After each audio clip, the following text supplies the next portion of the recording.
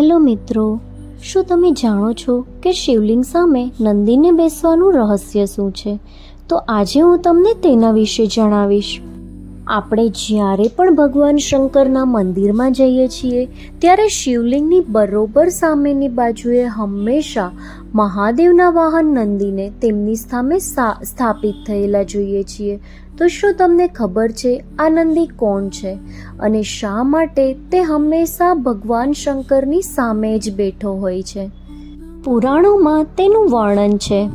પુરાણોમાં કહેવામાં આવ્યા મુજબ શિલાદ નામના એક ઋષિ હતા, જેમણે પોતાની તપશ્ચર્યાથી ભગવાન શંકરને પ્રસન્ન કર્યા હતા. ભોળાનાથે પ્રસન્ન થઈ તેમને પુત્ર આપ્યો હતો, જેનું નામ નંદી રાખવામાં આવ્યું હતું.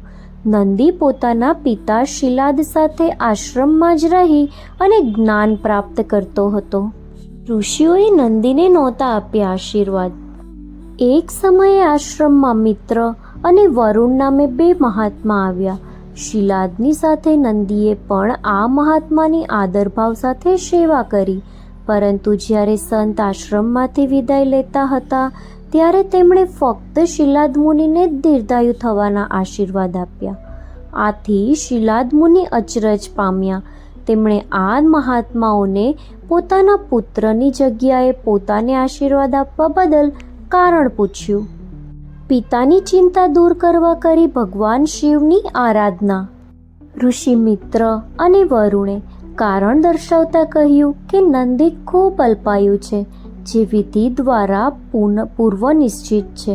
આ કારણે તેઓ દીર્ઘાયુના આશીર્વાદ આપી શકે નહીં. આ કારણે શિલાદના મનમાં ગ્લાનિ અને શોકનો પાર ન રહ્યો. પોતાના પિતાની અવદશા જોઈને નંદીએ કહ્યું કે મને ભગવાન શંકરે જીવન આપ્યું છે, તો તેની રક્ષાની જવાબદારી પણ તેમની જ છે. સદાકાળ માટે માંગ્યું શિવનું સાનિધ્ય. પોતાના પિતાને ચિંતા ન કરવાનું કહી અને નંદી ભગવાન શિવના ધ્યાનમાં મગ્ન થઈ ગયો. તેણે તપશ્ચર્યા દ્વારા મહાદેવને પ્રસન્ન કર્યા.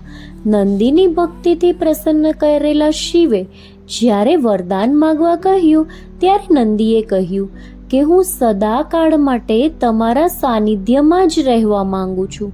ભગવાન શિવ નંદીની આ ઈચ્છા સાંભળી ખૂબ ખુશ થયા અને તેણે પોતાના ગળે લગાવી અને બળદનો ચહેરો આપ્યો. નંદી શિવનું વાહન. આ રીતે નંદીને ભગવાન શિવે કાયમ માટે પોતાના વાહન તરીકે સ્વીકાર કર્યો. ભગવાન શિવે પોતાના તમામ ગણોમાં સૌથી વધુ મહત્વનું સ્થાન નંદીને આપ્યું. આથી નંદી હંમેશા શિવજીની નજીક જ જોવા મળે છે. તો મિત્રો, મારા આ વિડીયોઝ જો તમને ગમતા હોય તો જરૂરથી તેને લાઈક અને તમારા ફ્રેન્ડ્સ જોડે શેર કરજો. અને આવા જ બીજા વિડીયોના નોટિફિકેશન માટે મારી ચેનલને સબસ્ક્રાઈબ જરૂરથી કરજો, જેથી તમને નવા વિડીયોઝના નોટિફિકેશન મળતા રહે. Thank you.